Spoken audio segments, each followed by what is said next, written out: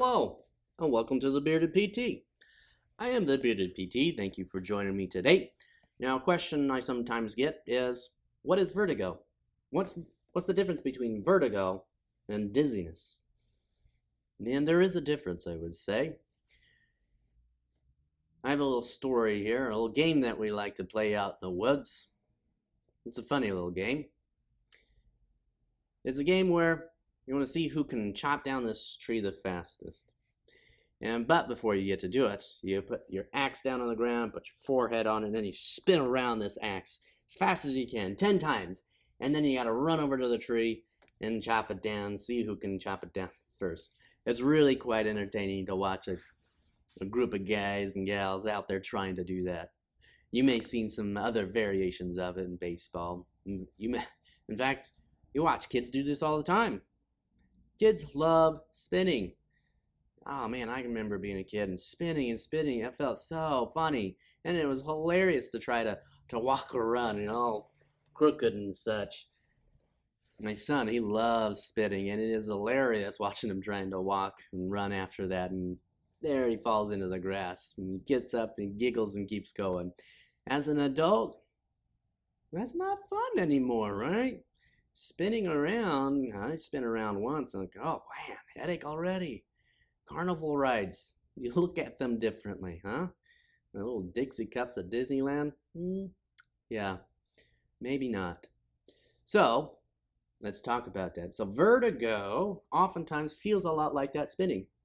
In fact, if you were to spin around really quickly and then suddenly stop, you're going to feel what it feels like to have vertigo. It feels like you're still spinning or the world is spinning. In fact, it still looks like the world is spinning around you. And here's what vertigo is. Vertigo is that sense of spinning, or the world spinning. In fact, positional vertigo is what we most commonly experience. Now, there are a couple different types of vertigo out there, positional vertigo, and that it all relates kind of to the position or the movement of your head. Whereas your vestibular system is in your inner ears, embedded within your skull. So it has to do with your head position in relation to gravity, whether you're also accelerating or decelerating. Now there's one type where you change your position, you roll over in bed or sit up, and suddenly, after a little moment, your world starts to spin around and whoa, hold on, and then it settles down. Whoa, what was that? When we have vertigo with a bit of a delayed response, it kicks in and then goes away. We call that canalithiasis. There's a fancy word. That is where your little inner ear rocks, your otoliths, get stuck in the semicircular canals of your vestibular system. Semicircular canals are responsible for sensing whether you're moving one way or the other, or up and down, so on and so forth.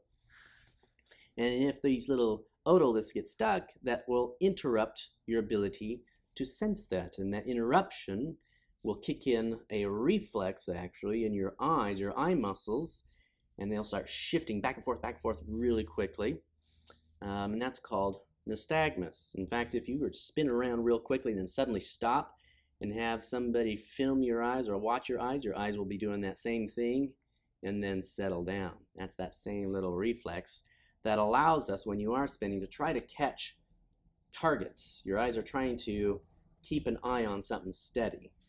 Kind of the same thing when you're looking out the window, driving through the woods, your eyes are going really quickly, watching each tree as they go by.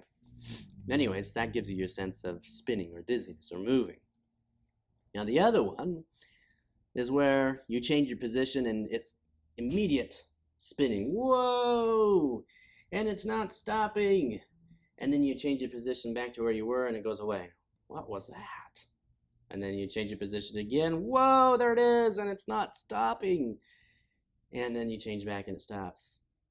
That is what we call, perhaps, cupulolithiasis. That is oftentimes where those little inner ear rocks, otoliths. So again, that word otolith means ear rock.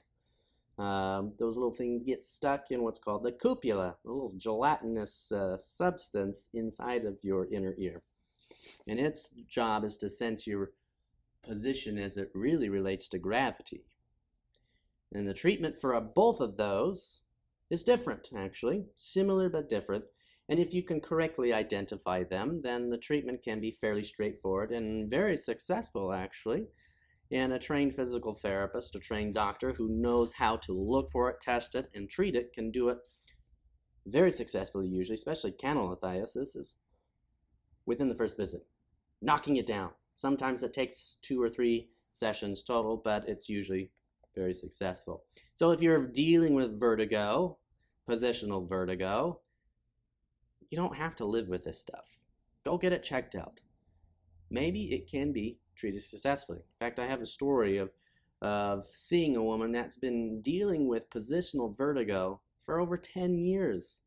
For 10 years, and she limited where she slept. She always slept in a recliner because every time she laid down flat, the world would spin. She stopped doing the things she liked doing for fun. And so her doctor finally sent her over here, and we took a look at it, and we have positional vertigo. It looks like canalothiasis, and we did some treatment to it, and we were able to get it down about 90% in the first visit. And she walked away crying. She was mad. She was so mad that she couldn't believe that it just took that one treatment to get rid of it. And yet she'd been living and suffering with this for 10 years. You don't have to do that. And I also treated somebody with something similar. She'd been dealing it for a couple of years. And she was elated that it was finally gone.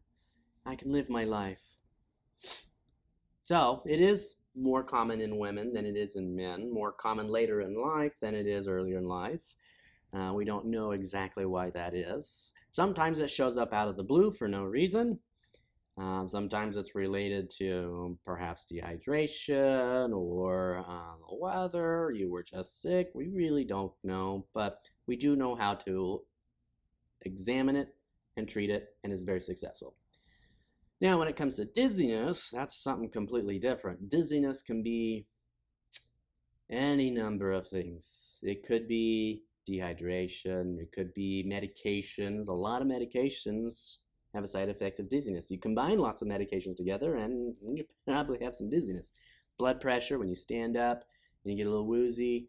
And there's a number of things. But working with your physical therapist and your doctor, you can maybe identify some of those triggers or reasons behind your dizziness. But when it comes to vertigo, a trained physical therapist will be very successful at helping you recover your life. So there you go. I hope that was helpful, understanding that a little bit more. Thank you for joining me today. I am the Bearded PT. Let's get moving, people.